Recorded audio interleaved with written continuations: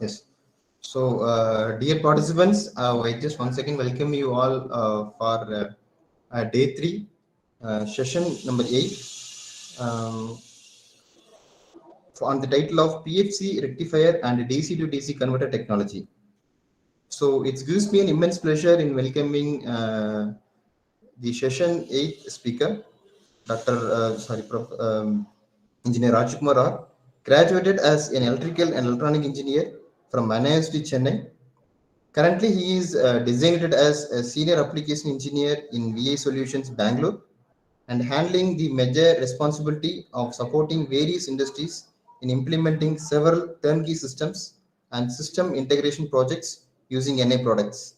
He is also handling the major responsibility of improving the quality of engineering and science education and eradicating the improvised methods of education and inculcating the interest for LabVIEW.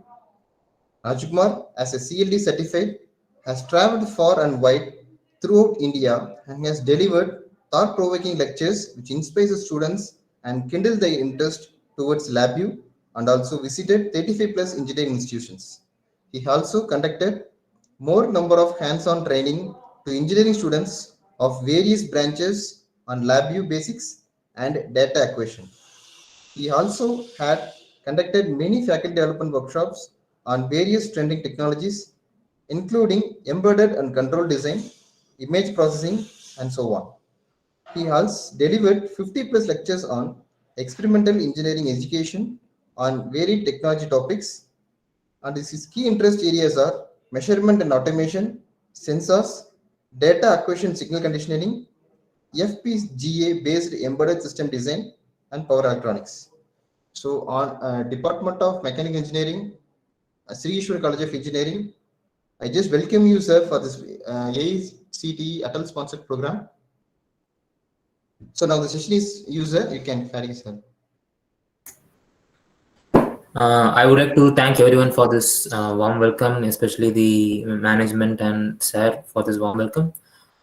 It's a pleasure to be a part of this Atal FTP program and others, participants as well. So, with that being said, today our session will be about mostly will be about a tool. Okay, what can be used to design these powertronic circuits, and how effectively we can use them for creating not only the simulation based circuit but also a control system to control the circuit. Okay, it need not be a boost converter, it need not be a PFE rectifier, it need not be an inverter, okay, for inverter design. Okay, but commonly the framework is what is very necessary. Okay, circuits can be modified or later it can be patched up. Okay, but ideally when someone knows how the framework works, okay, they can modify it according to their needs of their application requirement.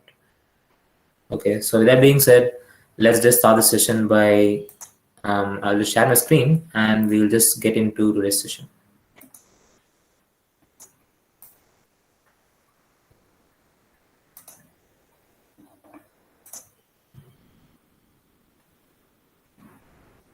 So as Sir already explained, introduced me, that is, my name is Rajkumar. I work as a senior application engineer at VA Solutions Bangalore. VA Solutions is a test and automation company specialized in several domains like aerospace, automation, semiconductor, electronic testing. Okay, so by for several of our clients working on these domains, and typically we are alliance partner of a company called as National Instruments. And National Instruments is a company which provides, it's a OEM for this test and measurement equipments to develop automated test equipments for several of the products. So along with that, NI is also doing softwares like LabVIEW, Multisim, and these products are being used by several companies around the world, okay, in order to develop and test their products. So along with that, now the more growing sector is electrical vehicle, and in electrical vehicle also we are in requirement of tools which helps us fast forward the development and testing of the components inside electrical components inside the electrical vehicle. Okay, so for that, more than the circuit, okay, the tool which we are going to use to develop these circuits and test these circuits is what is very important. Okay, of course, there are plenty of tools available in the market, but we should use the right tool for right type of operation we have to perform. Okay, if you use a wrong tool, it's going to cost several time as well as energy as well as money. So keeping this in mind, let us see on how we can effectively develop any of the circuit, like DC DC converter or PFC rectifier or whatever it is, right? So what is NI's role in power electronics? So as I said, any circuit can be developed here. So as long as we have the schematic, but how effectively we develop it, how to create a control system is what we require. So like we said, plenty of tools are available. Okay, we have MATLAB, we have several other tools also in the market. Okay, but what does NI do in fast forwarding the development time? Okay, because nowadays people, even though they talk about their ideas, people also need to consider about time to market. Okay, let's say if they find something new, okay, they discover something new, they should take it to the prototyping level and to the first forward stuff within a short period of time. Else, anyone with an idea, another person with the same idea will implement it far faster than we think, and it will go out of our hands. So one of the tools we have here is Lanai's Multisim. Okay, for power electronics we have Multisim, with which we can do this power converter prototyping. Okay, we can design this power electronic circuits with a timely manner, and in order to create a control system for the power converter. Okay, we also again we need to have an appropriate software which does this job. So, and basically after doing all these things, okay, we need to make use of this maybe to control some sort of machines. Okay, typically a motor, meaning we need to have electrical machine drive for that. So keeping this in mind, okay, these are the things, okay, which will help your power electronic development for a power electronics engineer. So these are things which are required as well. So these are supported by the NI tools. So typically for the power converter prototyping, if you see, we have a source. Okay, typically here it's a DC power. Okay, but it could also be AC power for rectifier. Okay, next one is going to be a power electronic switch. Okay, this power electronic switch could be a DC to DC converter if you want to use for a DC to DC converter, or it could be a DC to AC converter if your load is AC. So how do we proceed for this prototyping? So right now we cannot say directly, we cannot prototype it to a hardware environment. So instead we can make use of a software which has these mathematical models of it, okay, simulatable models of it. Okay, with this we can test the characteristics, test the behavior of how the circuit will work in different parameters. And to create a control system, okay, be it open loop or closed loop, and look at the data, we need to have a development environment. Okay, so this control system is basically going to be a software component. You can say it's a code, or you can say it's a embedded system code, okay, which is going to ultimately control that source circuit. So in order to prototype that, okay, again we need to have one more software, okay, that is going to be embedded software. Typically people develop their electronics and they develop this embedded system as well, and they test it after creating the circuit, okay, which leads to a lot of loss as well. Okay, let's say if the circuit is not planned out correctly, okay, and bugs were found later on, it's going to we need to again revise the circuit again and again. But we can reduce this rebuilding a circuit again and again by using this software component. So building the circuit in Multisim, electronic based electronic circuit in Multisim, and building the controller for it in LabVIEW, okay, we can make use of this handshaking called as Multisim LabVIEW co-simulation, to develop and prototype your first power electronic circuit for any application. So we make use of Multisim to prototype the circuit. So it could be any circuit, as I told. So schematic can be developed by using Multisim. Then to control the circuit, we can use LabVIEW. Okay, we can send this PWM signals from LabVIEW to Multisim, and Multisim will respond back, getting the data back from Multisim. The response will be brought to LabVIEW, and in LabVIEW we can view the data. And let's say after we are thorough with all the both open loop and closed loop or whatever.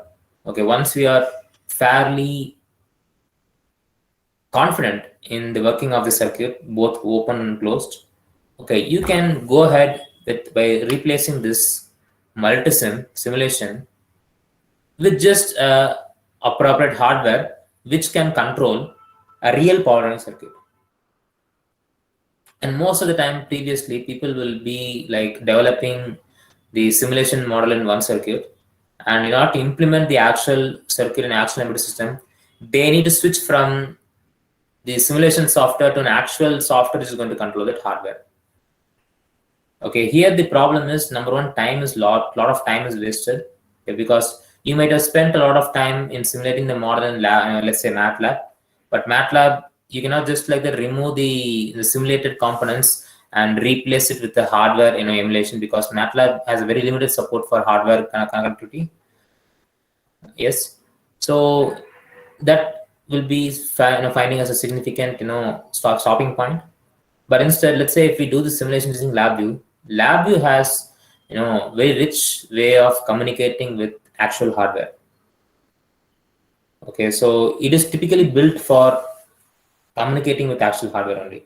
That's why it's built, and that's why engineers and scientists all in the world use LabVIEW to build their applications.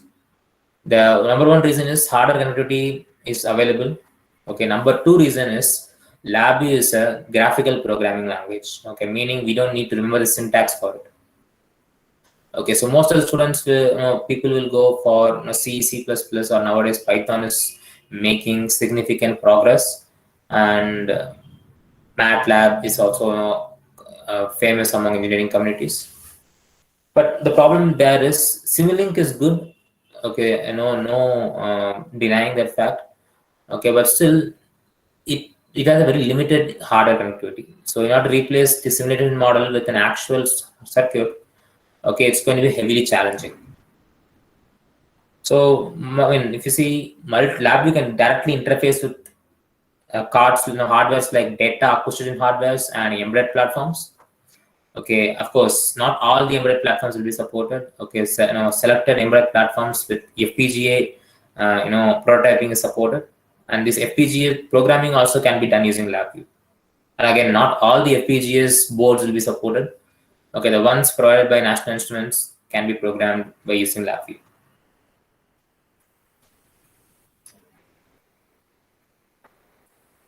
So now what we are going to do is we are going to test this out.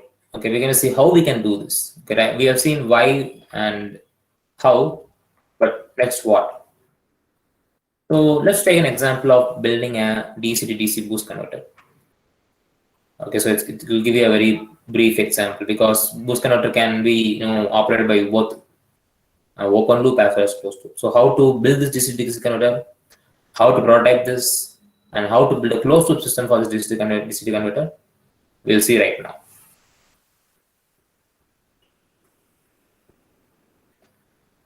So this is a typical basic example of a DC boost converter. Okay, we need a power supply. I mean, of course, everyone knows about this. So working also, I hope everyone knows.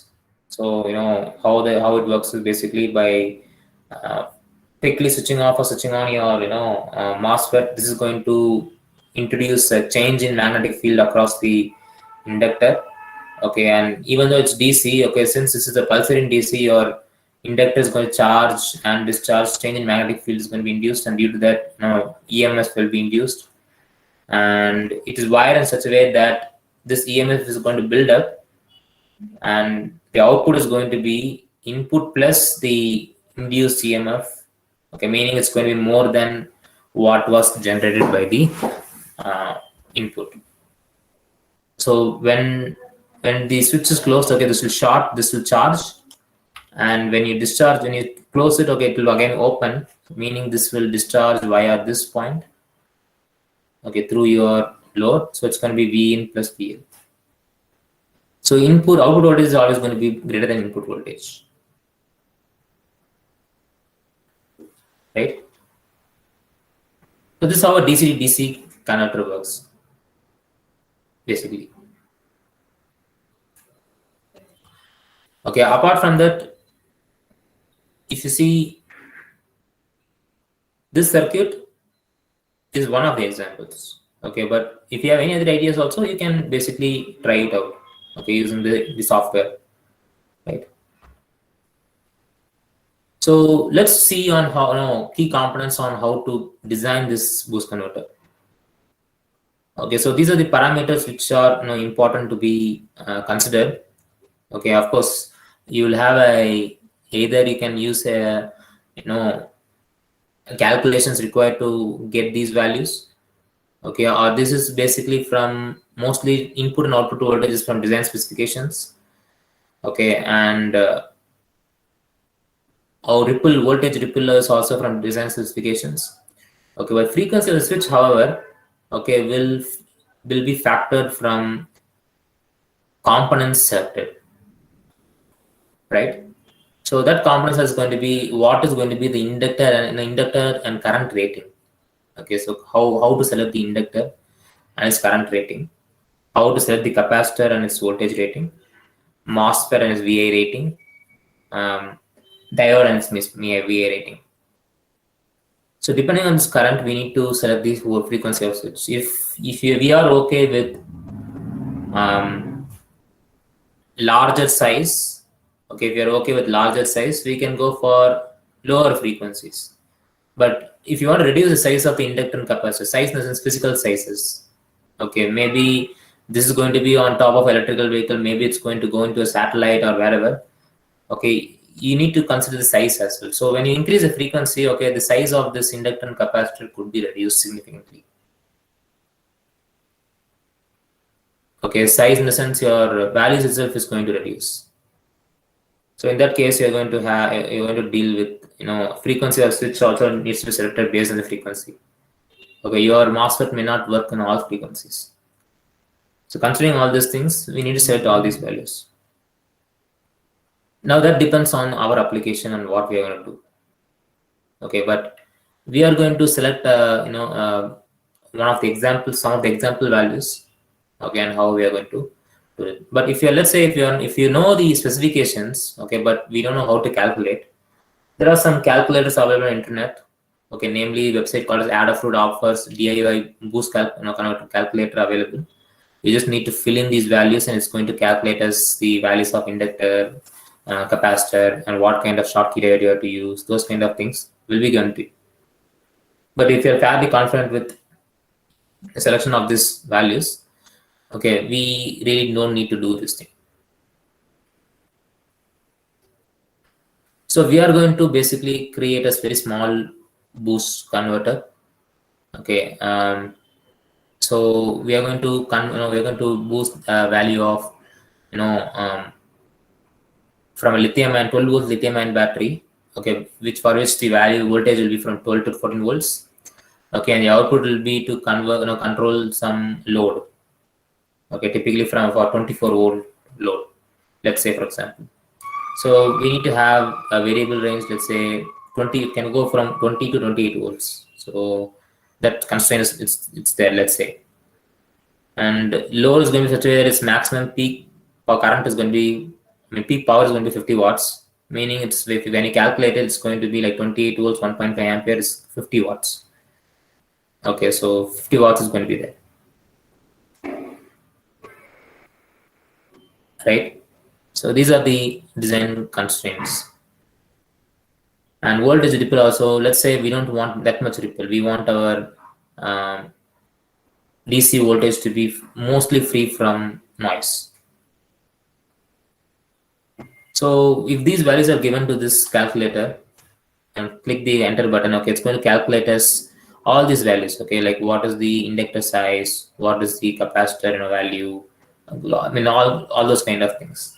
Okay, it needs to be greater than what is given. It could be greater than what is here. Okay, but should not be definitely should not be less than this. Okay, now to maintain this as at 20 volts, 28 volts, okay, they are saying you need to have minimum volt duty cycle as 30% to 55.1%.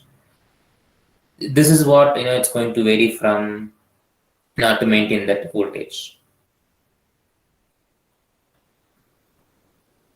So these values are known. Now we need to prototype this, okay, using our model. And of course, as I already told you, several designing softwares are available. Okay, several simulation softwares are available. One out of which is your NI Multisim. Okay, so let's switch into Multisim and see how it's going to help us really.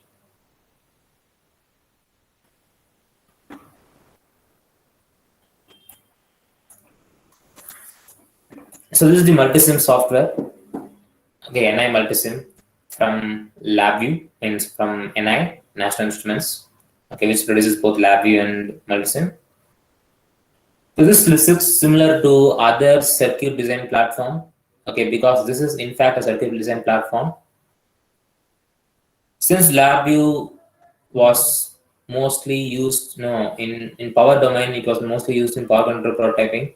It's still used, okay, it's still used in power control prototyping and power converter control designs. Okay, basically to create a controller for it. Okay, so that's the reason they included this feature.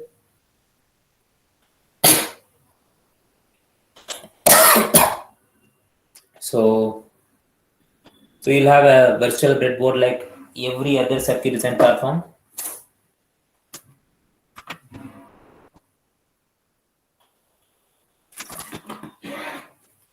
Next is going to be how to place the components, okay, required for us. So here we have a circuit. Okay, as we already told, okay, like if this requires a DC supply. Okay, this DC supply could be from a battery, or in case of PFC, it's going to be from a bridge rectifier. Okay, then you connect it over here, and here it will be a load. But here right now, for simplicity of sake, okay, we're just going to go for a source, a DC source. And in order to find components here, okay, all you have to do is just right click on your front panel in your Multisim. You'll have place component. And what you find here is this is called select a component or search for a component. So this version of Multisim I have, okay, it has like 53,942 components. Okay, this is less. Okay, but if you install the professional version of Multisim, okay, it's going to have like 4 lakh plus components and still counting. Okay, every year they will release a patch. It's going to keep on adding the components. So most of the time, current components will be there. Older obsolete components will be removed. And you can click the drop down if you want to search for an appropriate component. And here I have this source which I can use to find the first most component in the circuit. That is a battery. So battery can be found at sources. By default, all group will be selected. That's why you have 53,942 components. Which is not really a good idea because we need to select the actual component which we are going to work on. So that's the reason you can always choose to filter the components depending on the usage. Let's say on source, I'll just select the source.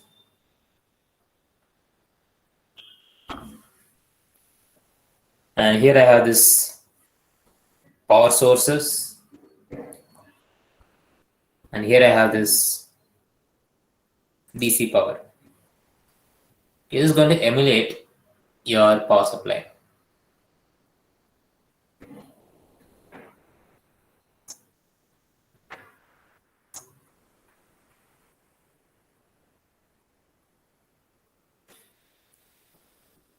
Okay, so we have the power supply here.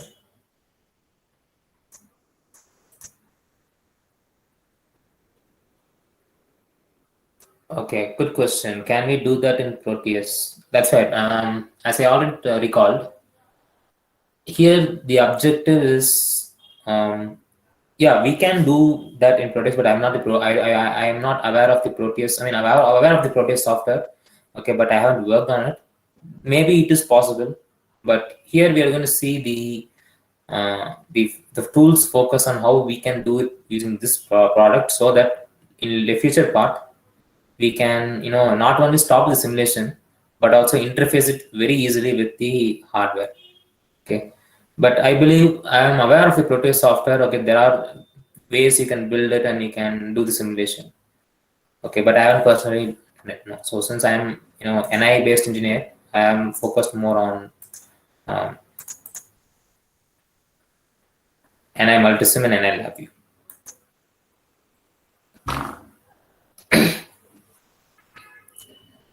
So we have this power supply, and next is going to be the inductor. So inductors are going to be again grouped together. Okay, we have to go to basic, and we have this inductor here, and we are going to see what value of inductor we need to select. So here they say 38.888% values of microhenry to be used. Okay, I'm going to go for some slightly rounded up value. So I'll select inductor, and I can search the value for T. Micro will not be there in my keyboard, so I can just press U. Okay, it will automatically select mu.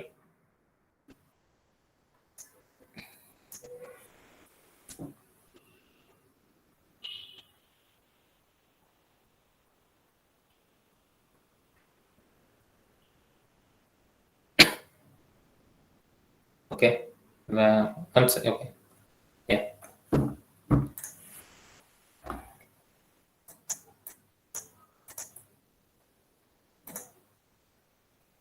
So that's where we can find the inductor. Next is going to be, right now first I'll place the basic components before we pitch into the active components.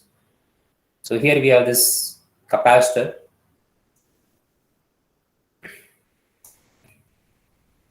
The capacitor, according to the calculation, they say we can use 500 microfarad.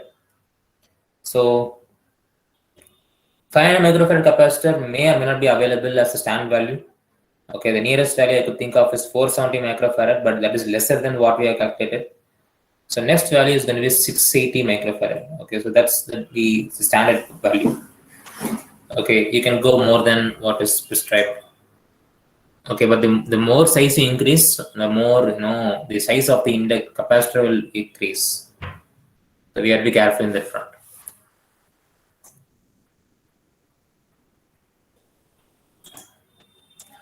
Okay, so I type here 680 micro and I get it here.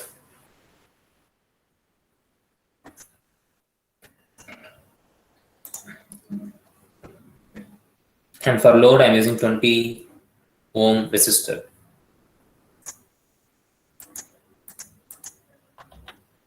So I can search the resistor and I type 20 here and I place it.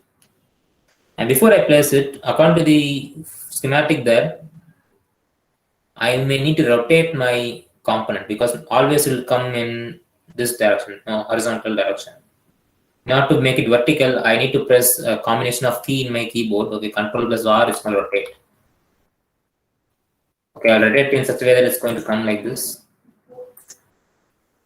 And done.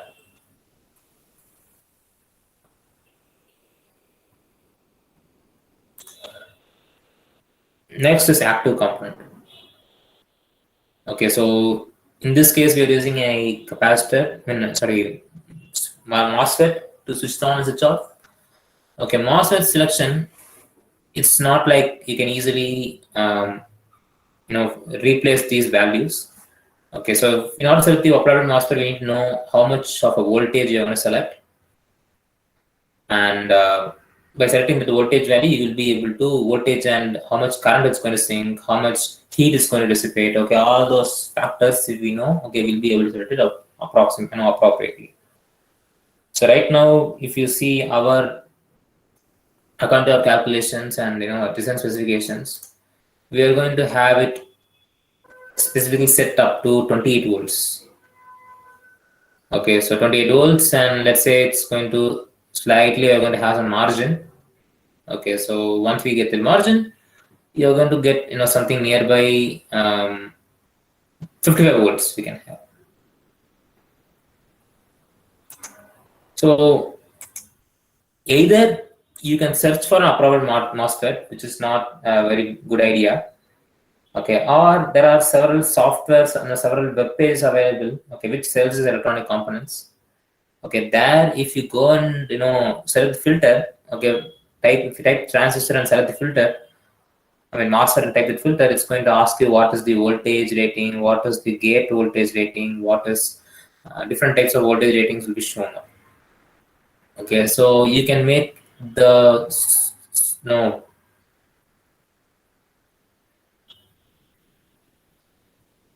search engine, okay, give you the appropriate circuit, appropriate component. Once you select the component, we have to just check whether it is available in LabVIEW or not. So basic components will have house only basic components. Okay, active components are not basic components. So we need to select where it is. Okay, IRF 3205. Okay, we already know the value of the component, that is part number of the component. Okay, although we know it, okay, we can still go to transistors, power enhancement. Here we can go. Not here. Okay, I think here power MOSFET. Okay, we can go and we can try searching for it. Okay, IRF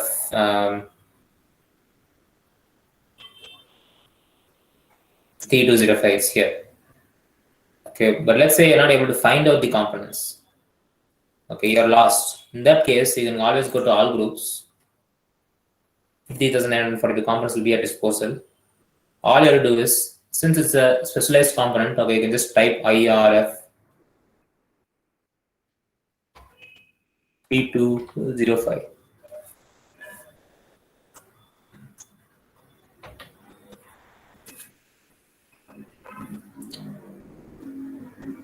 Okay, so it says 55 volt, peak current of 110 ampere. Okay, it has a resistance of 0.008 ohms. The current is overkill here. Okay, we don't need that much current resistance, but let's say if you really do need it, maybe due to switching on inrush current, okay, maybe it might be worth it. Okay, I'll set it. I'll place it here according to the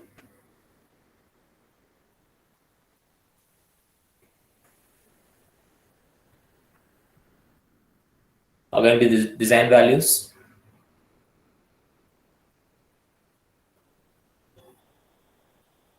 So that's one is only required. Next one is going to be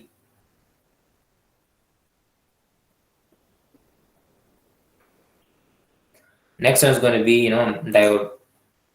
Okay, again, you can go to diode. You can select Schottky diode. Okay, because there isn't Schottky diode here. Schottky diode is ultra high fast switching diode. Okay, for rectification purpose. Okay, sometimes not to prevent the reverse flow of current. Okay, we'll use a diode. So let's say if you're going to use a high speed, high frequency,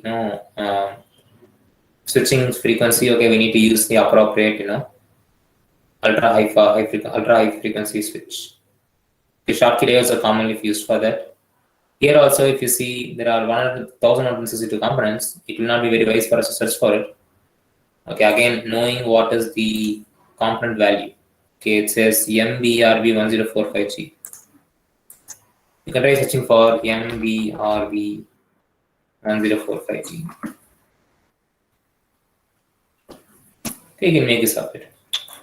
It's essentially a 45 volt, 10 ampere MOSFET, and 10 ampere, Schottky diode.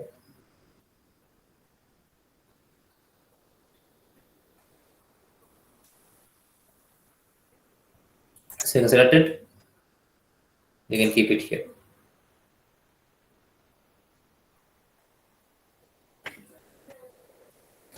Okay. Of course, there are other components also available. If you see, especially for power electronic components, okay, you have this full wave bridge rectifier itself as a component, SCR as a component if you want to do a rectifier, control rectifier, okay, diac, triac, okay, and etc. etc. Plenty of them are available.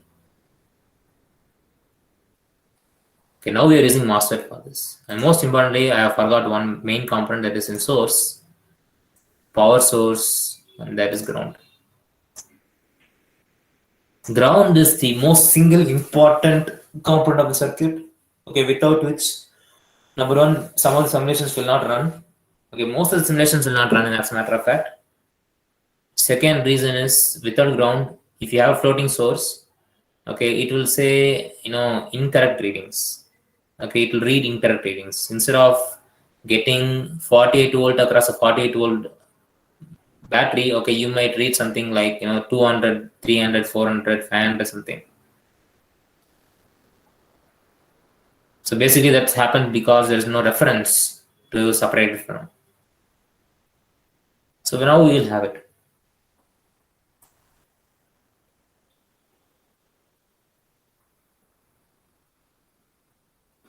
So let's build it.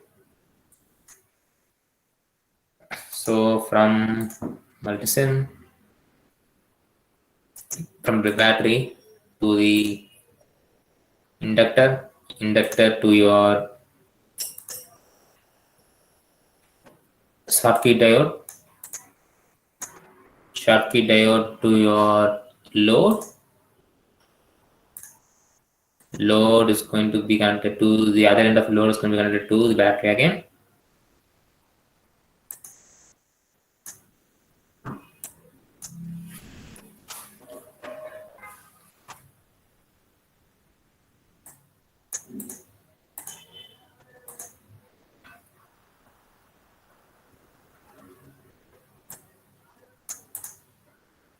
So now following this,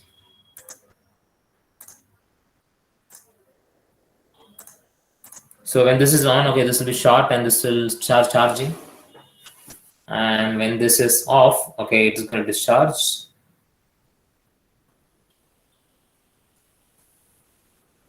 Okay. And after that, you'll get ripples across this point. Okay, voltage ripples across this point due to instant charging and discharging. To filter it out, you'll have an appropriate, filter, that is this capacitor.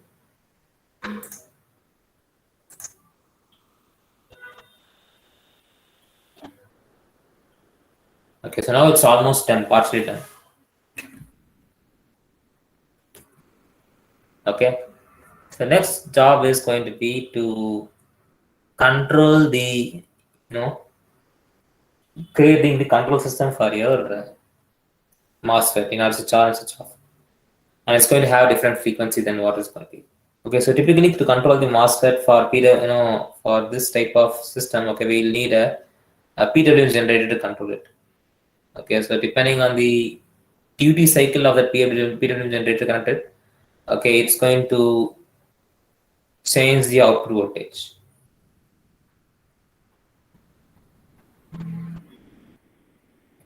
Okay. Now PWM generator can be done two ways. One, you can generate those signals in LabVIEW and send it across here. Okay, or Multisim has inbuilt capabilities of generating PWM. Okay, I'll go to power section.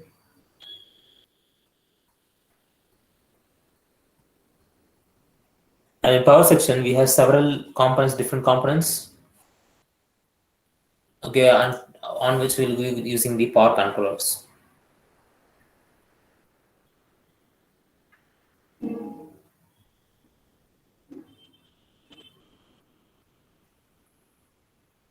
Okay. So, and here we'll be having options related to controlling the power and switches. Okay, ranging from phase angle control if it's set AC to DC converter. Okay, if it's a DC converter, you have like PWM generator.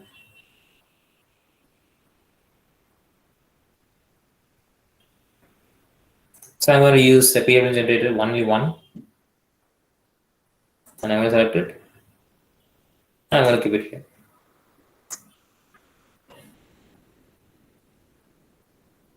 This is going to act like an input. To configure this PWM generator, because when I say PWM, it could be of any frequency, it could be of any scale, okay, it could be anything. So we need to set some ground rules. Okay, we need to set some rules to change the values. Okay, maybe to limit them as necessary. So here, if you see reference signal frequency, okay, how much frequency it is. So during the design, we agree that it can go up to 30 kilohertz.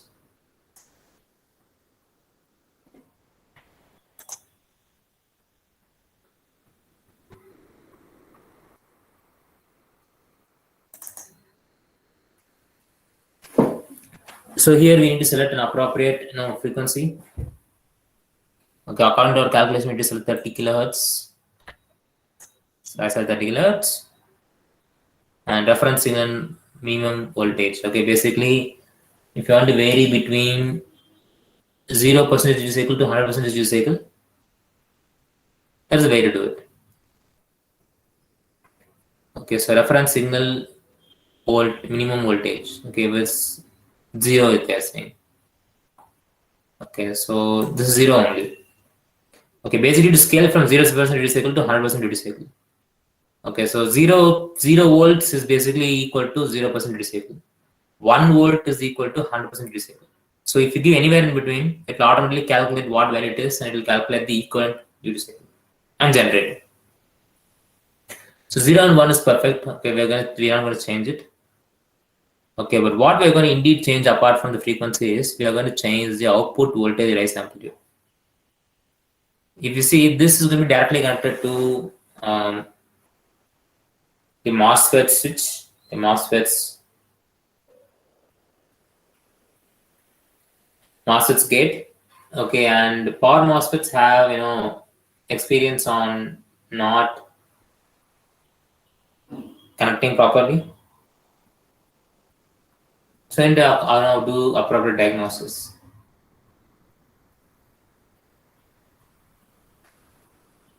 Okay, so at small voltages, your MOSFET will not switch on properly. So it's best if you refer the data sheet, and if I refer the data sheet, they're saying 10 to 20 volts is what you can apply. Okay, the more higher you apply, there's a more chance of risking the failure. Number one. Number two,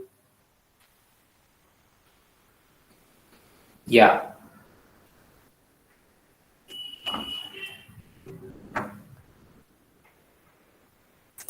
So I give okay to this.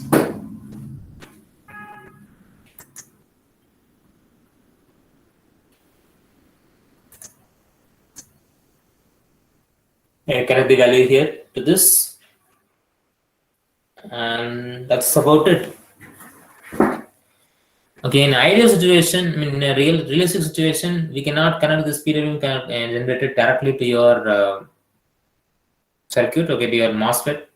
You need to use an appropriate level shifter, okay, maybe a bootstrap circuit or optocoupler or anything. Okay, that we need to use in real world. Okay, but simulation, since simulation, it's going to be ideal, so we can just directly push it.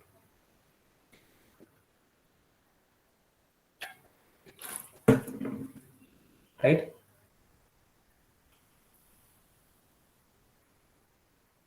So before controlling this via lab view, bringing it to lab view. Okay, let's see how this actually works, right? So right now I should be able to change the value of this duty cycle. Okay, so when I change from 0 to 1, okay, I'll be changing it from 0% to 100%. So I need to give some input to it, right? So there's a way to give inputs in LabVIEW, okay, interactively.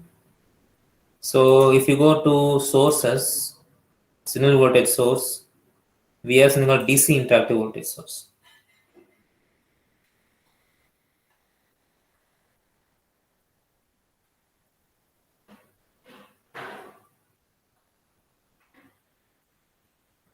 Okay, DC interactive voltage. The reason why I'm saying interactive is, so when I place it in my block diagram, in my circuit design platform, yes, you can see that it has its own, display and own, value adjuster. Okay, you can change its range from 0 to 1 and change the value during the runtime. If you want to change some value, interactive sources are way to go. The program is running.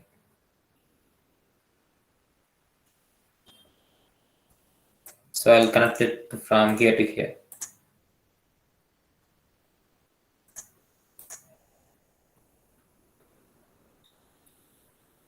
Now I need to double click the power supply.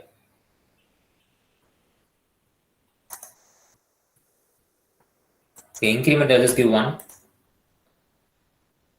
Or you never know.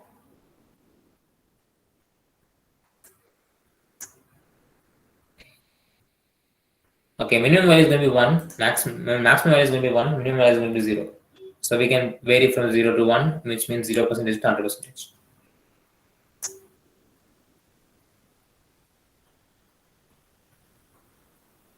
So let's run this program and check it out.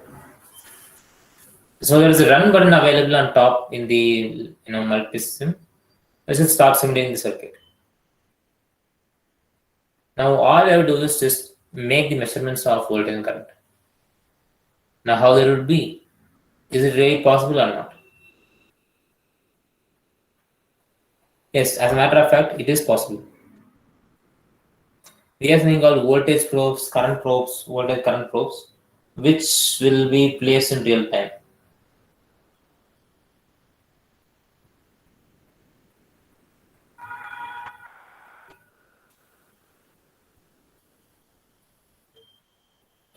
Okay. So we can use this voltage probe to look at both input and output. This is the ideal model of the array solar panel. You can see that there's some repeated values here.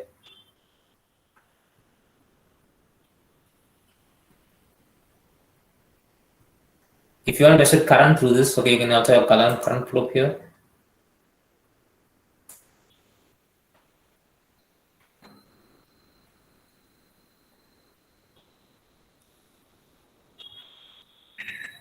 Okay.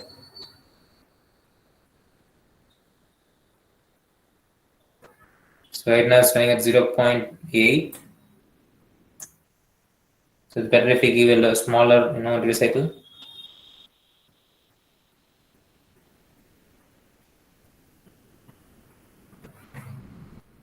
Fine. So we can measure the current as well, okay, voltage, current, and similarly we can do both at the output as well. So instead of placing voltage and current separately, we can use a voltage and current probe, which is going to do both at the same time.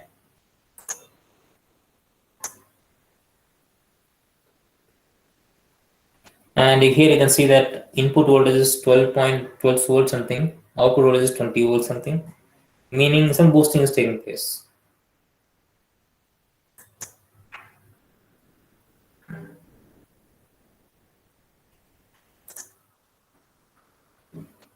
Okay, if it is slightly higher, okay, it's going to generate an appropriate voltage and current, which is easy for you to see.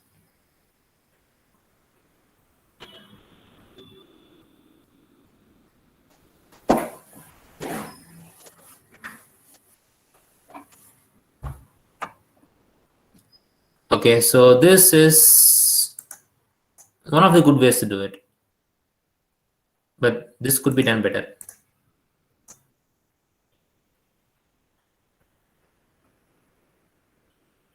Okay, so if you have any questions, please let me know.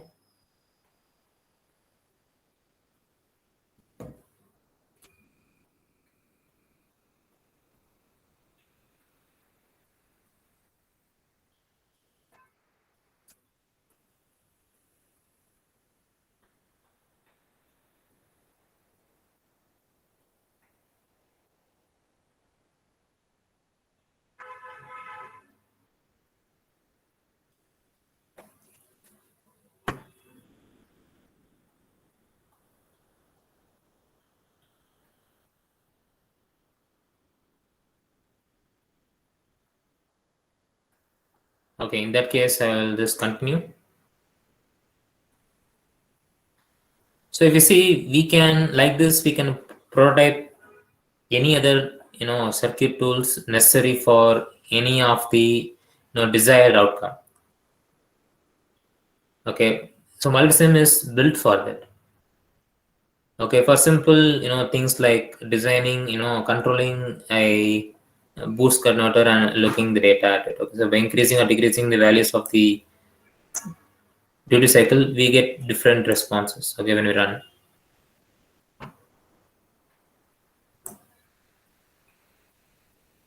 Right. So how can we enrich the experience?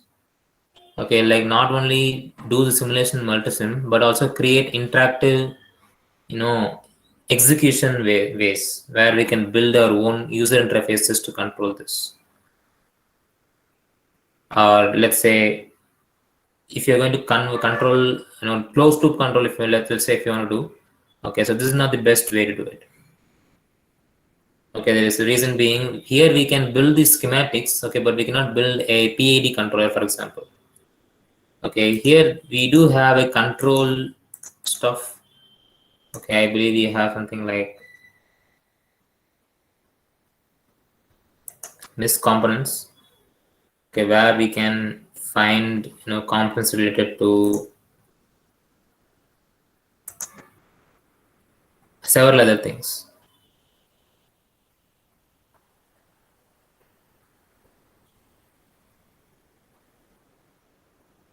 Okay, but that's not our point. Our point is not only to create the circuit, okay, but also a controller for the circuit or monitoring system for the circuit.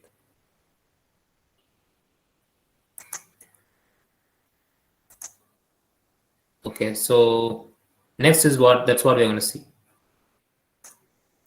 So instead of controlling this circuit open loop, this is open loop only. Instead of using this open loop via lab multisim, we are going to take this control to lab.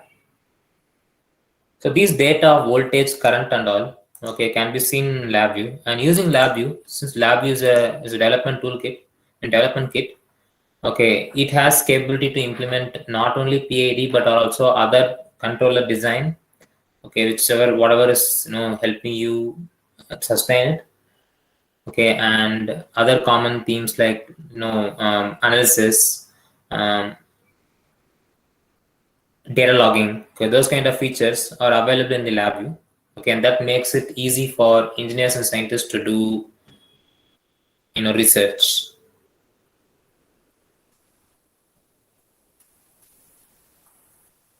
Fine.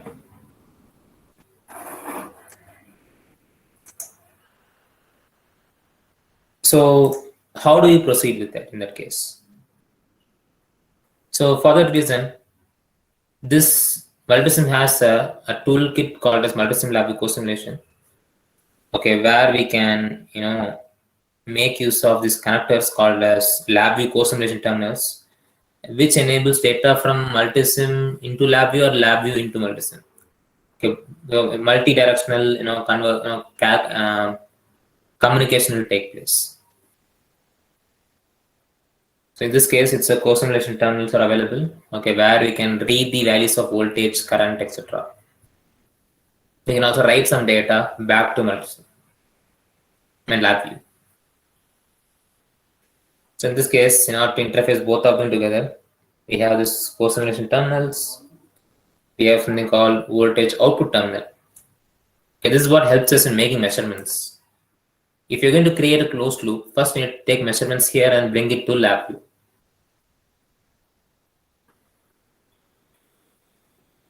So in order to do a closed loop, we need to take the output that is going to be acting like a feedback to your system, right? So I'm going to measure both input and output just for our reference. So input voltage,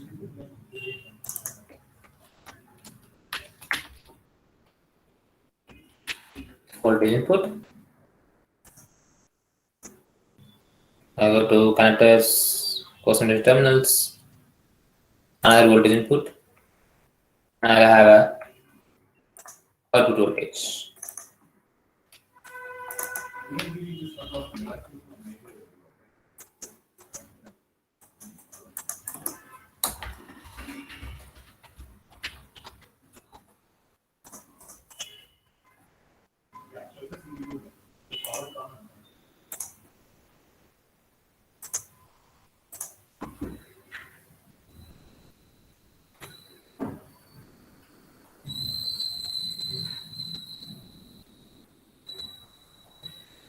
Okay. Oh, sorry, this should be output. Now this voltage only we are measuring. Okay, but let's say if you want to do a PFC controller. Okay, let's say in future you want to build a PFC controller. Okay, in that case you need to measure current as well, right? Okay, so for our current measurement, directly we cannot bring the current data back to LabVIEW. Okay, for implementing the current purpose. Okay, but instead you can use a current transducer called as current clamp. Okay, which will be available at bottom right corner. Okay, we can measure the input current.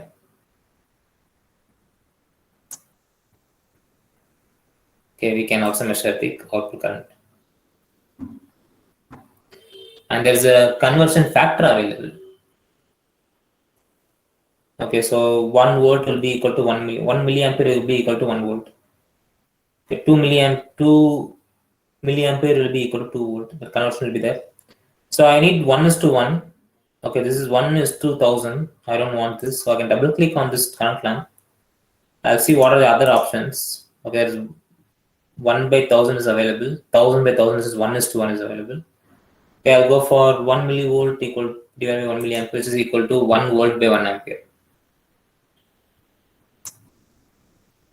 Okay, this is better for me.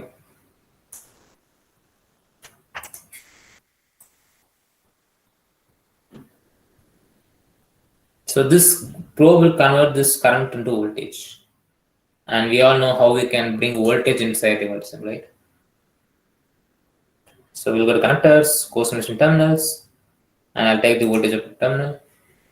I'll rotate it.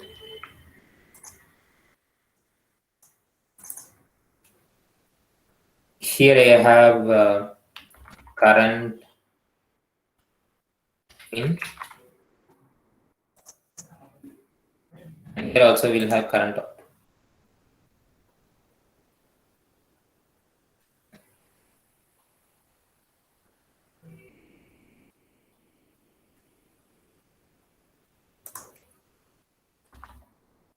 So current is connected to voltage. So whatever we're reading, even though we are reading a parameter as voltage, is actually a current equivalent.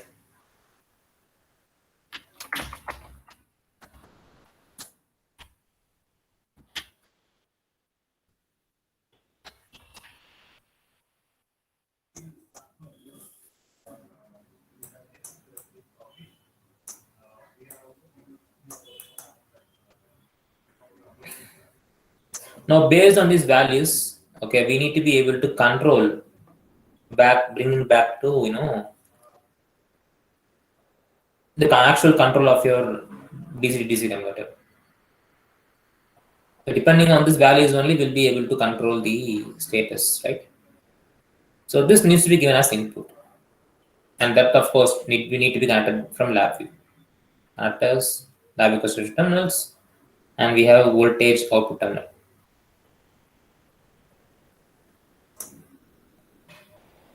Sorry, voltage input terminal, I guess.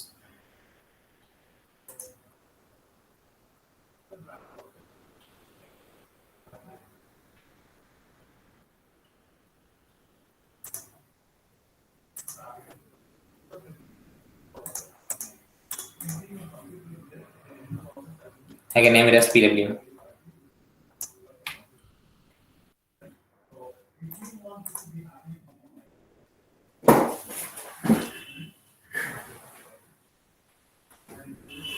So this porting is done.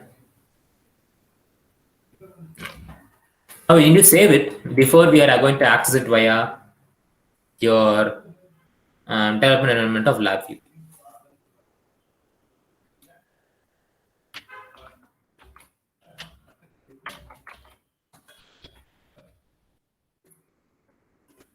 I'll save it, I'll close it, and that's the model design. Okay, so one part of this is completed.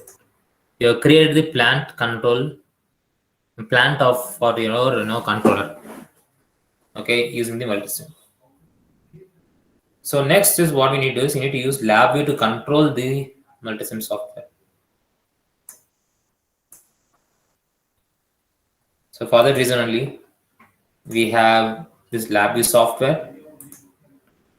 Okay, so you not explain much about LabVIEW software. Okay, it's basically a graphical programming tool if you don't know. Okay, where we don't need to know much about programming. Okay, it's just drag and drop methodology. So graphic, LabVIEW actually stands for laboratory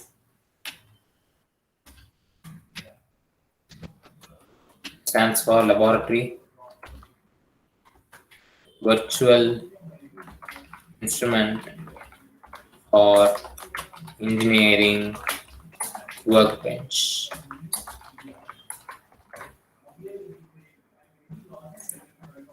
That we can write in LabVIEW itself.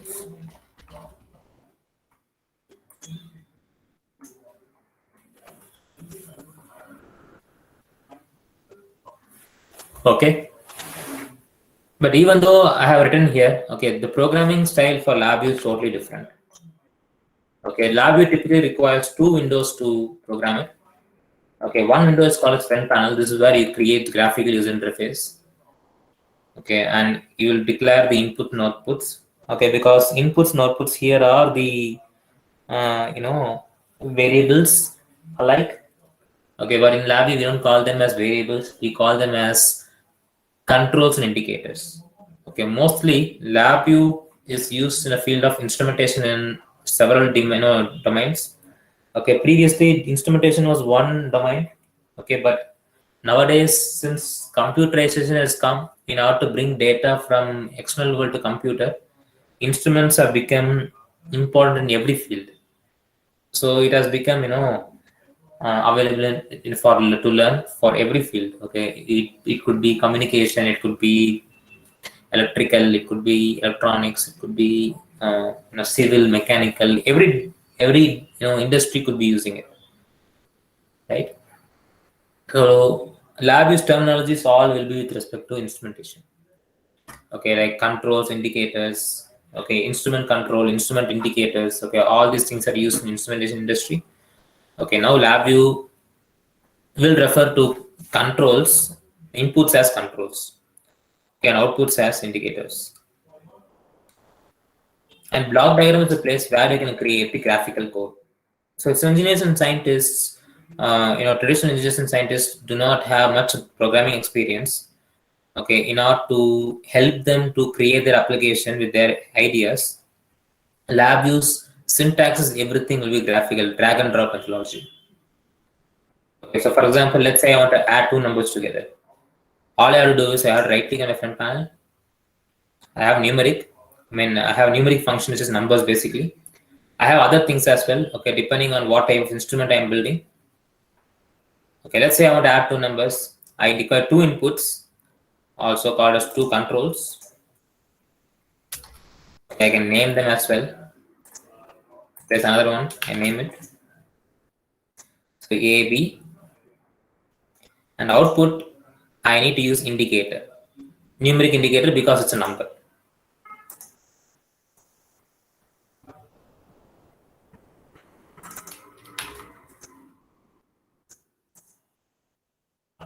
Now coming to block diagram, if you see when I place something in a front panel, okay, a copy of it will be created in block diagram. So you can consider LabVIEW like a programming language from circuit design. So these are the instruments. Okay, these are the terminals of the instruments. Okay, so these are terminals from where you can connect something to anything. But in order to do this addition operation, you have to right click on the block diagram. Mostly mouse will be what is to be used to program with LabVIEW. Okay, if you see there is specific functions related to numeric alone.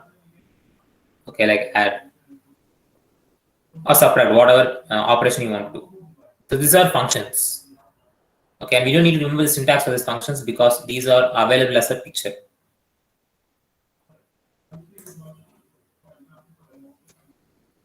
So I can just use this to make the connection. Okay, I can move my cursor towards this terminal, and you can see that there's some terminal, some option here, which helps me to connect from here to here by using the wire. Just like how you can use to, create the circuit in Multisim. Okay, you can use LabVIEW to build some program the same way. No difference at all. So we connect from terminal to terminal. Okay, A plus B. To see the output, we will connect to C. That's it. This is the programming. And in front panel, I can give some values like 100, 200 or something. Okay, not execute it just like Multisim. Here we have a run button available. So we'll do 11 plus 100 plus 200, 300.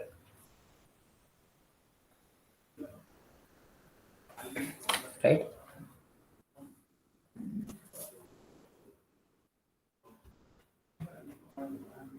So next is going to be how we can integrate this with the boost converter model for both open loop and closed loop. So in order to do that, we have several toolkits available in LabVIEW. Okay, for generic programming tool, okay, LabVIEW is not really a good tool to use. Okay, but for rapid prototyping and building of the application, LabVIEW is one such tool. So what I mean by this is, okay, LabVIEW is not only LabVIEW software, okay, but it also has several hardware integration platform, like, if you want to connect it to an oscilloscope, function generator, bring the data to LabVIEW for further analysis. Okay, you have toolkits and drivers available for it. And of course, to program the NI-based hardware, okay, it is available. Okay, so if you want to control some instruments, like, if you have an oscilloscope, okay, which can be connected to your computer, if you want to control it, you can use LabVIEW for that. Okay, there are specific ways to do it. If you want to do vision-based applications, so basically, along with multiple additional toolkits, you can use LabVIEW for anything. Okay, so for, let's say, for control building, we have something called control and simulation toolkit, which will help us do it. So using this control simulation circuit, okay, we can simulate the characteristics of this model. Okay, so we have simulation, and if you want, I can pin the column, and to promote simulation, okay, we can make use of this control simulation loop.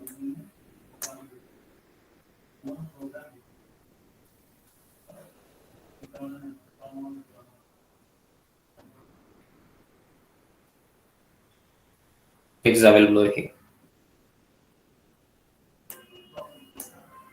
So control simulation loop helps with integration of Multisim and LabVIEW. And there are some functions, okay, like inside this control simulation, apart from this loop, okay, we have something like external model. Okay, in the external model, we can either use a C compiled model, okay, or some other model. If you already have, you can use that. Or in this case, you're going to use Multisim model. So Multisim design. If you can place it here.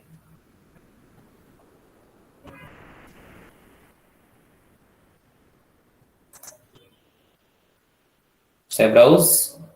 I try to find the MS14 that I saved, that is DC-DC converter. I'll select it. I'll click OK and click OK.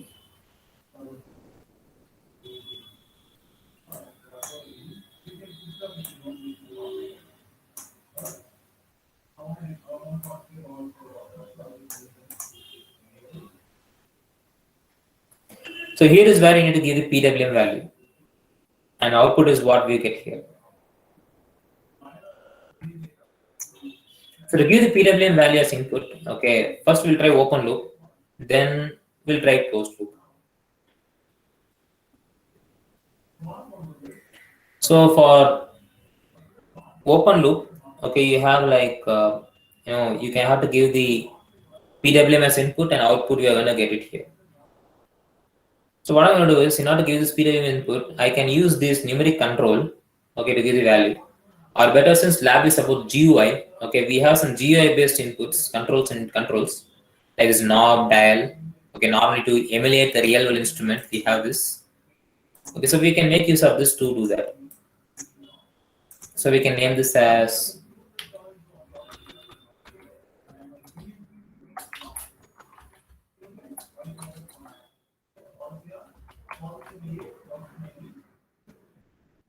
PWM, and the range is from 0 to 1.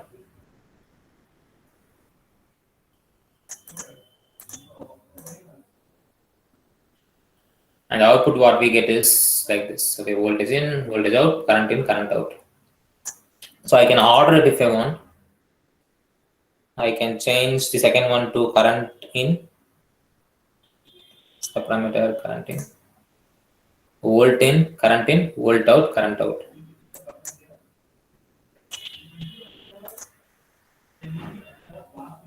So I need to plot these data. To plot this data, in my simulation toolkit, there is something called graph utilities. And in graph utilities, there's something called sim time waveform acquisition. Okay, it is used to plot whatever data has been acquired in a chart.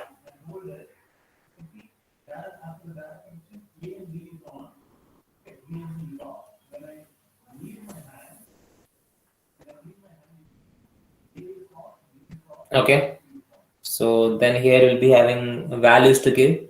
Either we can plot one by one by copying 1, 2, 3, 4 multiple. Okay, or we can combine all these four things into array. Okay, there is a function called build array.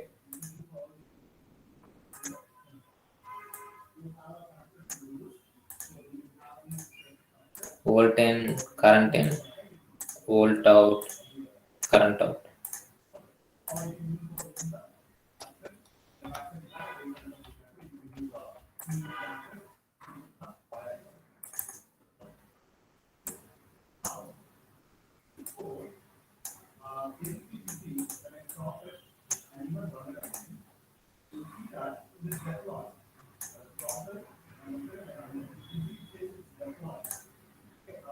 So you can have multiple plots in different, plot areas, okay, like this. You can even rename these plots as, it goes in order, same order. Okay, voltage in, voltage out, current out.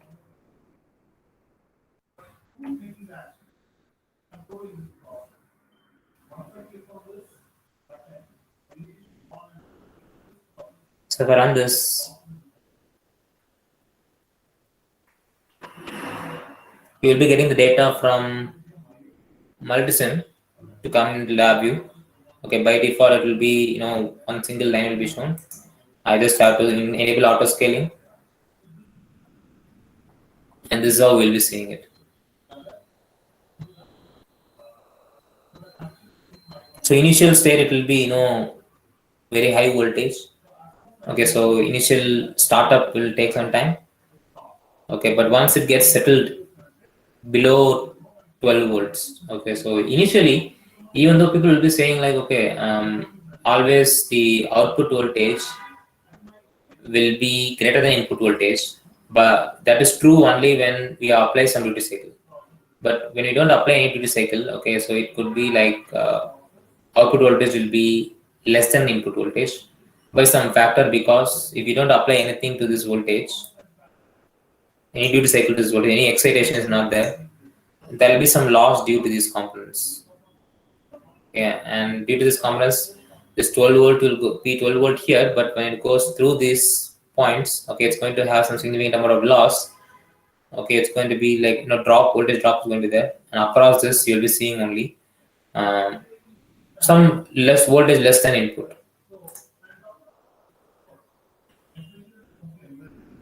So right now, if you see, input is 12 volts, output is 11.6 volts. Okay, let's increase it a little bit. You can see that it's going above what we have given. Okay, not much, but at least some. And go even more. 20% or something. Okay, so you can see that it's going to, this is going to be the current, input current. Okay, this is going to be the voltage, output voltage, and output current. Still increase it. Still increase it.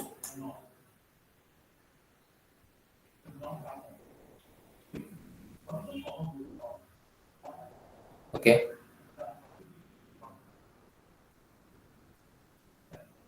So this is how we will create the open loop system. This is what we did last time also, but when we used multisim, okay, we were only able to see the values of voltage and current, okay, as a numeric value. But in LabVIEW, you can see that we can beautifully plot these data. Okay, not only limited to that, by using this closed loop components, okay, like PID controllers, you can basically control the output voltage. Instead of giving the input as PWM input, okay, we can say go to 12 volts or 24 volts, 36 volts. Okay, so it's going to automatically, the PID control is going to be automatically, work together to implement that function. So in this case, let's say we have an example already. Okay, boost converter controller.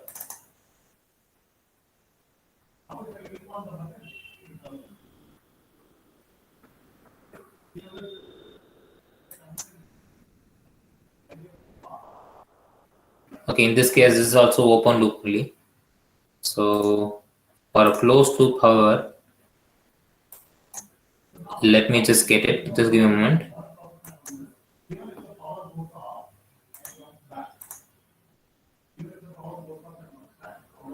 I will be having the DC to DC converter somewhere.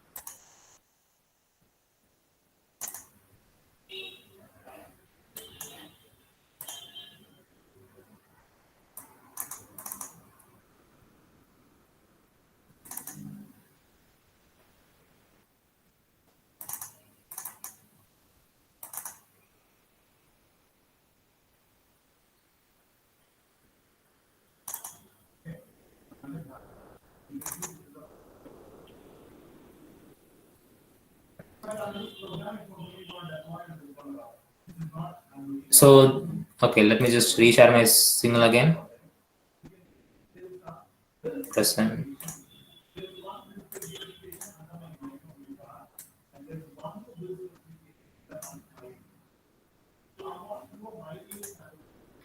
So that was for open loop, okay, but we have some things for closed loop as well.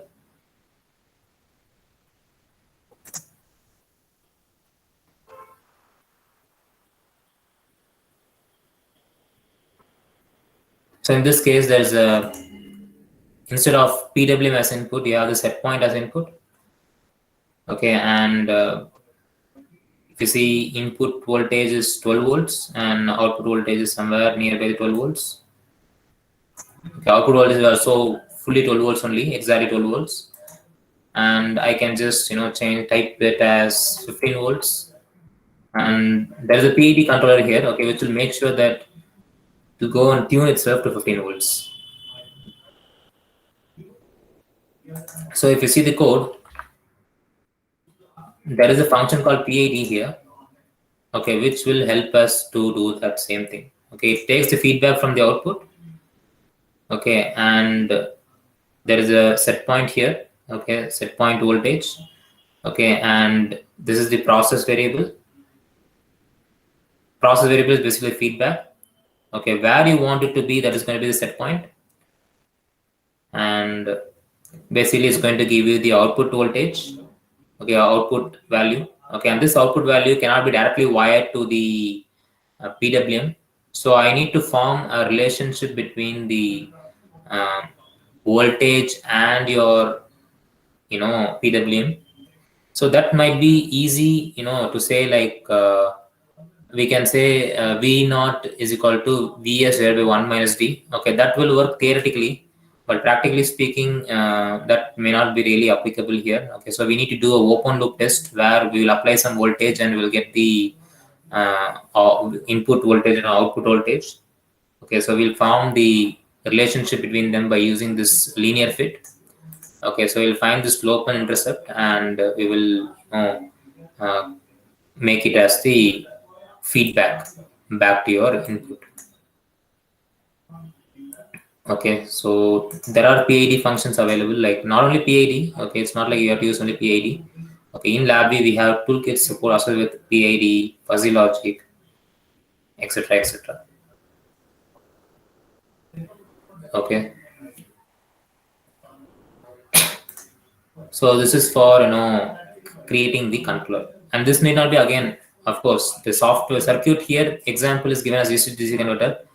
Okay, but in this case you can do this for, let's say, if you can build a PFC controller, you can have the power factor as the input, and the required parameters can be measured, and you can build the control system using PID as well. Okay, it never needs to be only the district. This is for example.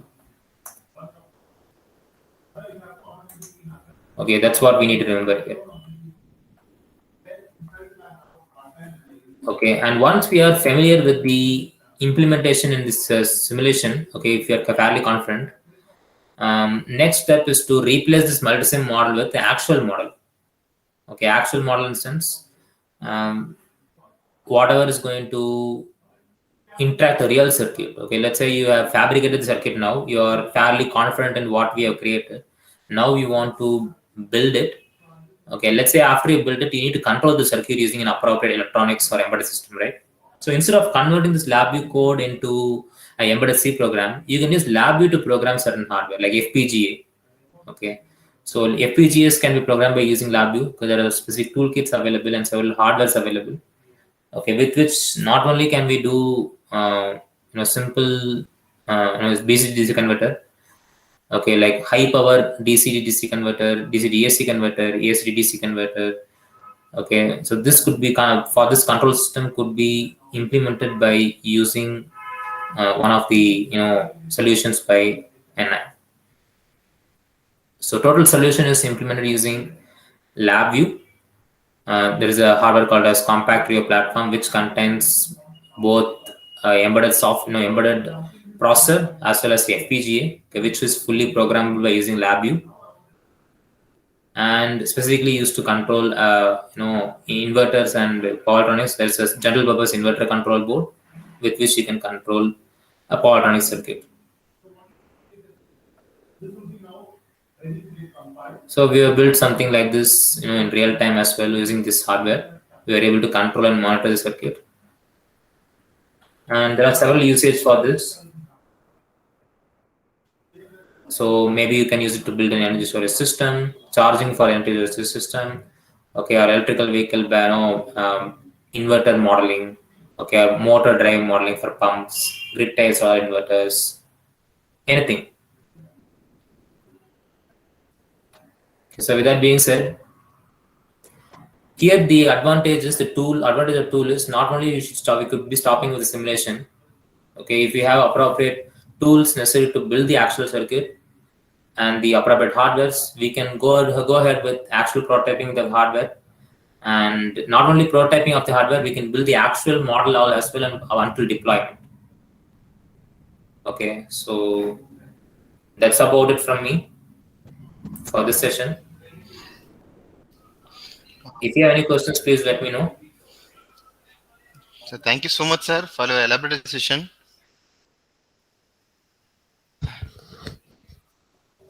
Yeah. Sir, Thank you very much. participants, the session is open to you. You can raise the questions. Any queries. Which tool is best used for automotive electronics?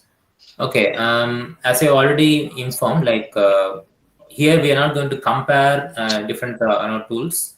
The idea here is we have right now seen that LabVIEW is it can do certain things like creating a part on a circuit, prototyping it, and controlling it. How effectively you can control, how you can quickly visualize the data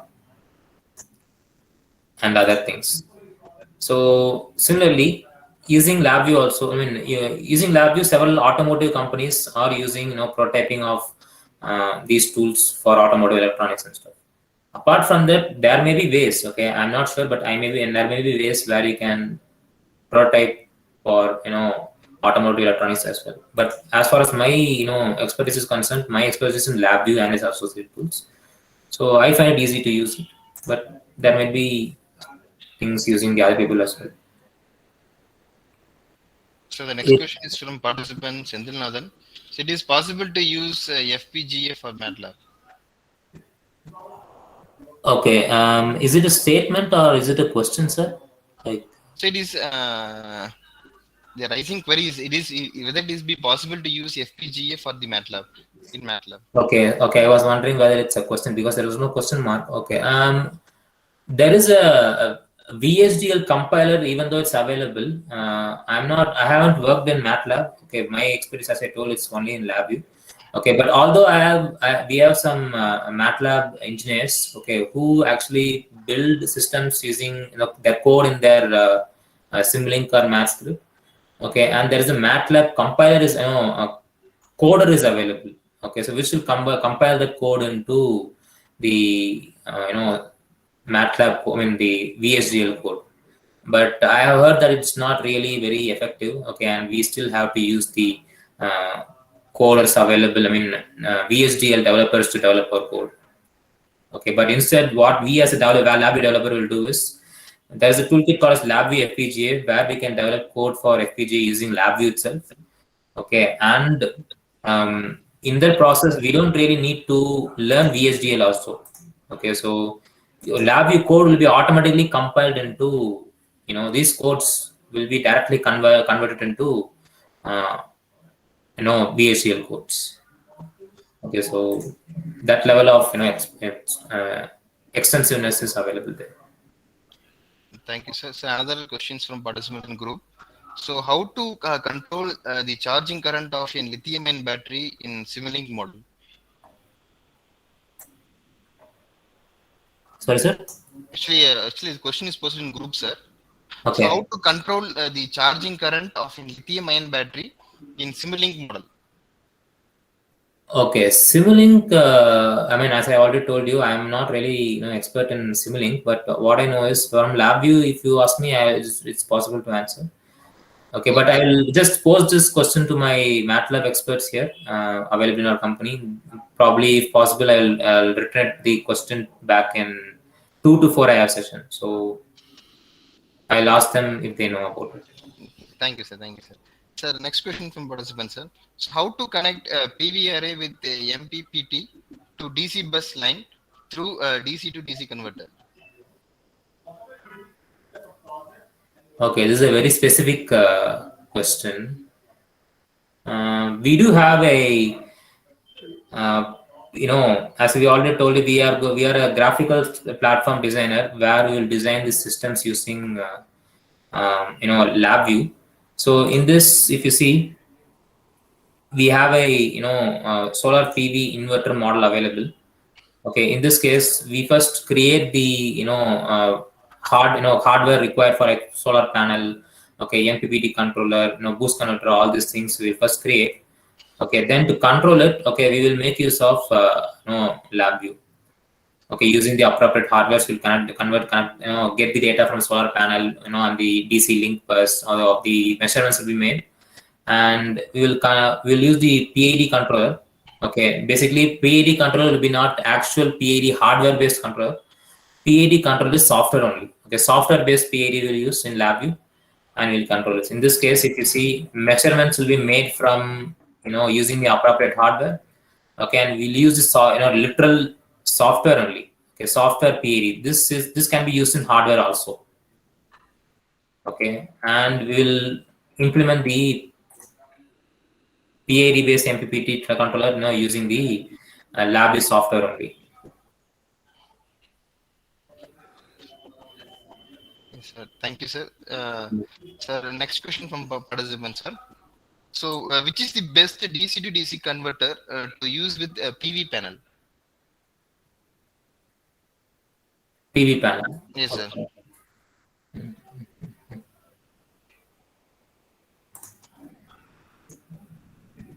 To use the PV panel, again, this is also a very specific question. I will just get back to you after discussing. Okay, Yes, after the, yeah. Sure. Shall I go with another couple of questions, sir? Probably you can text the question, sir. I will continue, but right now I think it's a break now. So yes, sir. Yes, sir. We'll go for a break, and I'll be glad to answer the questions. Yes, sir. Yes, sir. Okay. So thank you so much, sir, for having a elaborate session of session number 8. So at this juncture, I would thank Mr. Rajkumar.